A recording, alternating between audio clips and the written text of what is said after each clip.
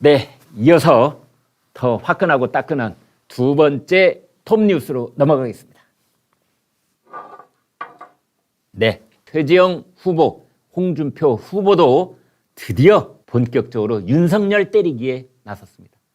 최재형 후보는 윤석열 후보에게 부적격하다, 윤석열이 무리한 적폐 수사를 했다, 그래서 부적격하다 이렇게 말했고요.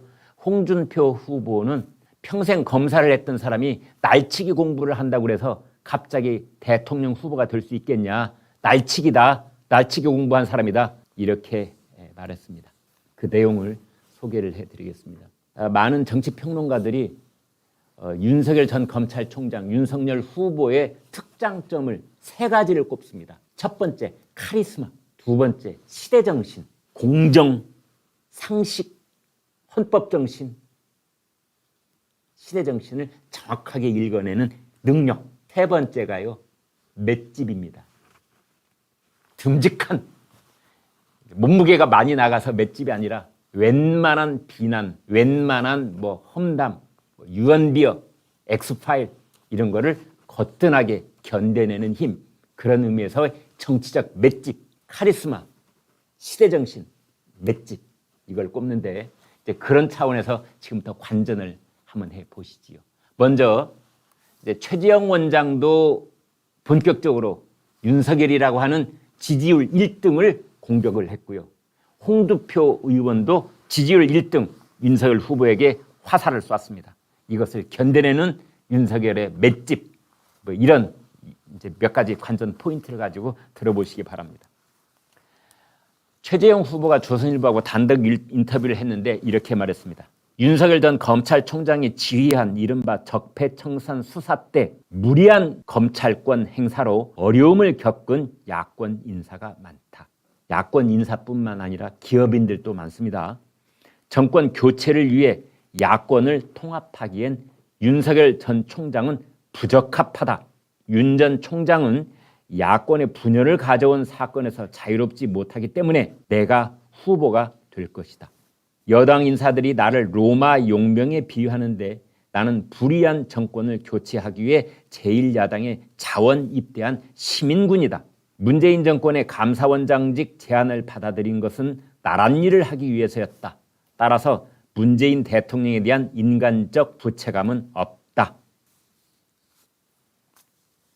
최재형 전 감사원장, 윤석열 전 검찰총장이 적폐 수사를 할 때 무리하게 수사를 한 측면이 많다.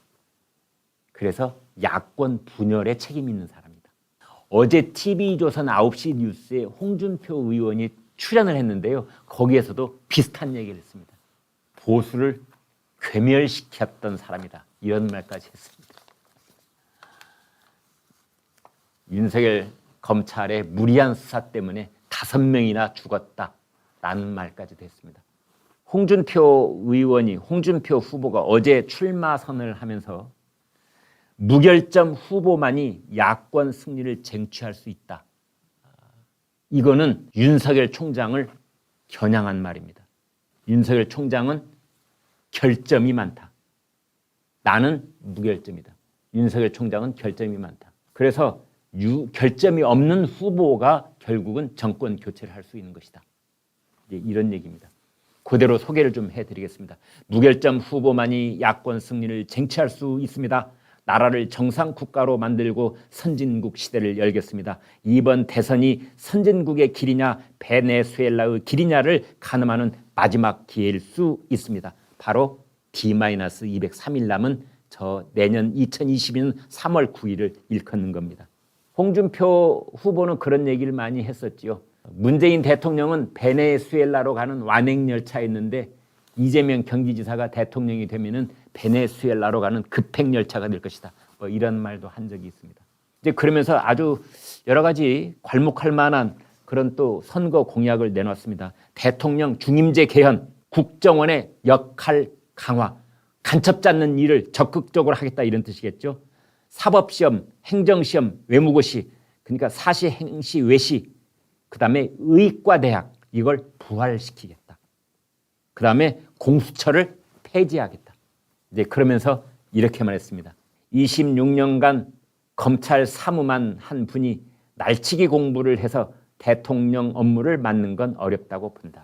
방금 소개해드린 것처럼 최재형 전 감사원장, 그다음에 홍준표 의원, 이제 이건 어떤 정치 투쟁을 하는 과정에서 당연한 그런 흐름으로 보여집니다. 2등, 3등 하는 그 야권에서 2등 주자, 3등 주자는 당연히 1등 주자를 상대로 해서 이제 시시비비를 가리는 토론을 이어가야 되겠지요. 그래서 첫 번째 2, 3등끼리 싸우는 것이 아니라 1등을 상대로 삿발을 잡아야 되는 뭐 그런 자연스러운 흐름이 있기는 있습니다만, 아무튼 이번 주 들어서 홍준표, 최재형, 홍준표 두 후보가 윤석열 후보에게 본격적으로 나랑 한번 붙자 하고 삿발을 끌어당기기 시작했습니다. 여러분은 어떻게 보십니까?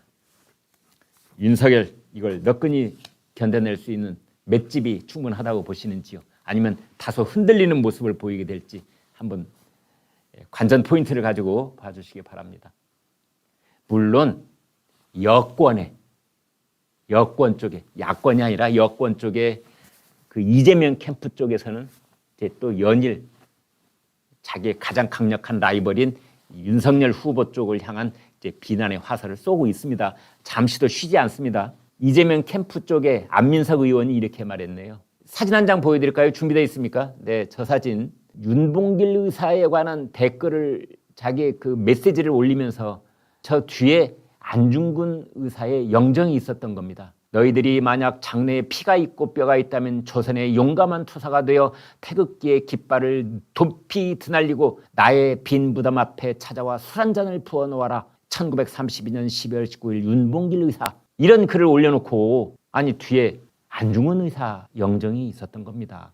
지금은 이 SNS 글을 이제 내렸는데요. 저게 여권에 빌미를 준 겁니다. 그래서 이제 안민석 의원이 이한열 열사도 안중근 의사도 몰라보니 당연히 줄리도 모를 것이다. 이런 한심한 사람이 대통령 등에 칼을 꽂고 대권욕을 불태우고 있으니 무모하게 불구덩이로 달려드는 불나방을 보는 듯하다. 이런 말까지 덧붙였네요. 그런 윤석열에게 잡혀서 감옥살이를 하고 있는 박근혜 전 대통령도 혀를 차고 있지 않을까? 안민석 의원이 그런 말도 했습니다. 윤석열 전 총장 캠프 쪽에서요. 윤석열 전 총장의 실수가 아닌 소셜미디어를 담당하는 실무팀이 올린 게시물입니다. 오해의 소지가 있습니다. 이러면서 이제 사진도 삭제하고 글도 수정했다고 하는데요. 이 대목에 대해서 제가 한마디 해야 되겠습니다. 윤석열 캠프 쪽에 드리고 싶은 말씀입니다. 만약 실무팀이 이랬다면 이건 더 큰 문제입니다. 윤석열 후보는 많은 기자들의 둘러싸여 있으면서 하루에 거의 분 단위로 시간을 쪼개가면서 여기 들르고 저기 들르고 하다 보면 실수가 나올 수 있다고 봅니다. 둘러싸인 기자들이 난데없이 돌발 질문을 한다든지 이러면은 미리 정리되지 못한 생각이 툭 나올 수도 있는 겁니다.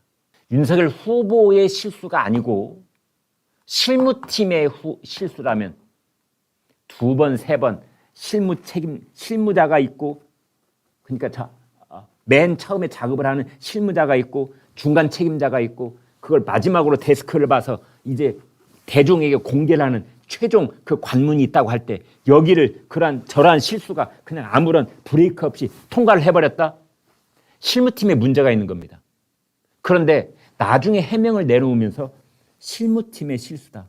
그러면 도대체 윤석열 캠프는 지금 아무런 실무팀의 시스템이 제대로 안 돌아가고 있다. 이런 뜻이 되는 겁니다. 윤석열 후보 캠프 쪽에서는 이런 해명 한 줄을 내놓더라도 조금 더 신중하게 고려를 해야 될 거라고 생각을 합니다. 윤석열 후보를 보호해야 되겠다. 이런 생각에 그냥 실무팀이 실수한 것이다.